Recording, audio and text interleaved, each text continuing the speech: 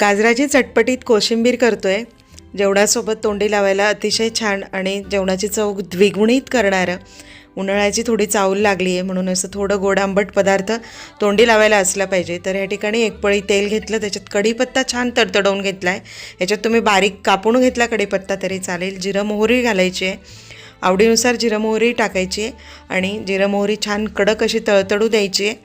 थोडा हिंग घालायचा आहे आणि त्यानंतर आपल्याला थोडं लाल तिखट घालायचं आहे चवीसाठी आणि थोडा मॅगीचा मसाला.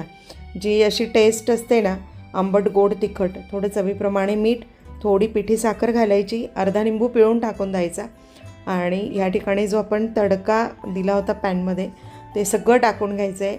जवळजवळ हा 250 ग्रॅम गाजराचा किस आहे, म्हणजे 2 मोठी गाजरं किसून घेतलेली आहेत.